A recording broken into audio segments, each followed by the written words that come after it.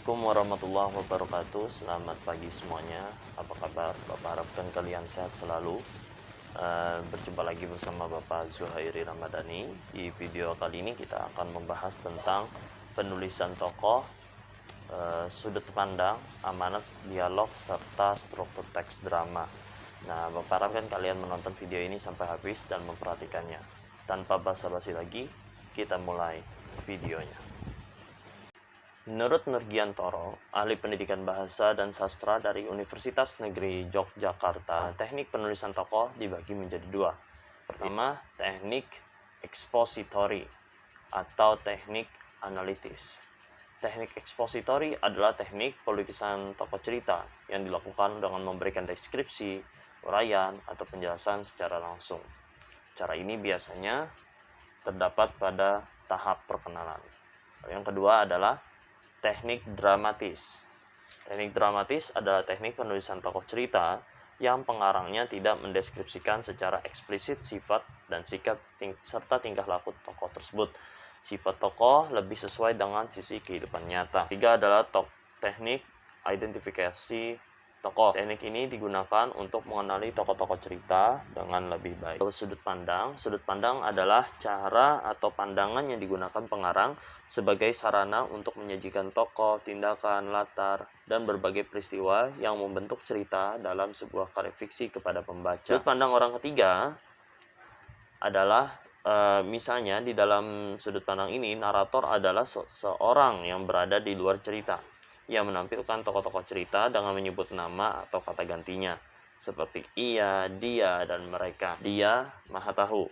Maksudnya adalah cerita dalam sudut pandang orang ketiga maha tahu yang ini, cerita dikisahkan dari sudut dia, akan tetapi pengarang sebagai narator dapat menceritakan semua informasi menyangkut tokoh dia tersebut. Sudut pandang orang ketiga yang kedua yaitu dia terbatas atau dia sebagai pengamat.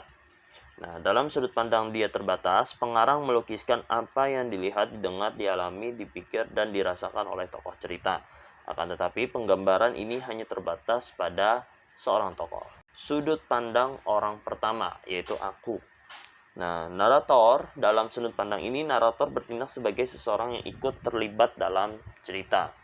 Nah, narator adalah si aku, tokoh yang berkisah, mengisahkan kesadaran dirinya sendiri, mengisahkan peristiwa dan tindakan yang diketahui, didengar, dialami, dan dirasakan. Aku sebagai tokoh utama. Dalam sudut pandang aku sebagai tokoh utama, si aku mengisahkan berbagai peristiwa dan tingkah laku yang dialaminya, baik yang bersifat batiniah dalam dirinya sendiri maupun fisik hubungannya dengan sesuatu yang di luar dirinya. Lalu yang kedua adalah aku sebagai tokoh tambahan. Dalam sudut pandang ini, tokoh aku muncul bukan sebagai tokoh utama, melainkan sebagai tokoh tambahan. Tokoh aku hadir untuk membawakan cerita kepada pembaca. Amanat adalah pesan yang ingin disampaikan penulis kepada penonton. Pesan tersebut dapat disampaikan baik secara langsung, yaitu eksplisit maksudnya, maupun tersirat, yaitu implisit. Pesan biasanya bersifat positif. Lalu yang kedua, selanjutnya ada dialog. Dialog adalah percakapan dalam sandiwara atau cerita. Nah, dialog memiliki 3 elemen penting. Adalah pelaku yang mempunyai peran yang lebih dibandingkan pelaku-pelaku lain. Sifatnya bisa protagonis dan antagonis. Yang kedua adalah wawancang, adalah dialog atau percakapan yang harus diucapkan oleh tokoh cerita. Dan yang terakhir, yang ketiga, yaitu kramagung, adalah petunjuk perilaku, tindakan, atau perbuatan yang harus dilakukan oleh tokoh. Dalam teks drama, kramagung dituliskan dalam tanda kurung. Biasanya dicetak miring. Untuk teks drama ada beberapa. Yang pertama adalah prolog. Prolog merupakan pembukaan atau peristiwa pendahuluan dalam sebuah drama atau sandiwara. Ada dialog.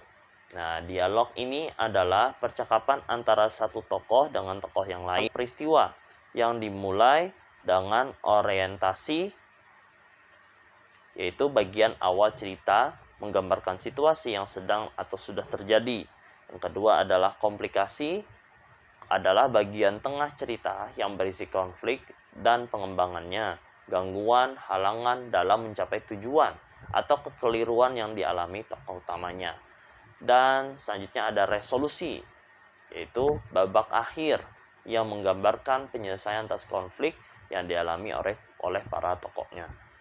Nah, struktur teks drama yang ketiga yaitu epilog, yaitu bagian penutup atau terakhir drama. Epilog memuat kilas balik dari sekedar menyimpulkan isi drama. Epilog akan memberikan inti dari atau memuat simpulan nilai drama yang telah disampaikan seorang aktor pada akhir cerita. Baiklah semuanya, sekian untuk pembelajaran kita pada hari ini. Terima kasih telah menonton video ini dan memperhatikannya sampai habis. Di video kali ini kita telah mempelajari tentang penulisan tokoh, sudut pandang, amanat, dialog, serta struktur teks drama. Bapak harapkan kalian dapat memahami apa yang Bapak jelaskan di video kali ini. Terima kasih atas perhatiannya. Bapak harapkan kalian sehat selalu dan juga sampai jumpa di pertemuan berikutnya. Wassalamualaikum warahmatullahi wabarakatuh.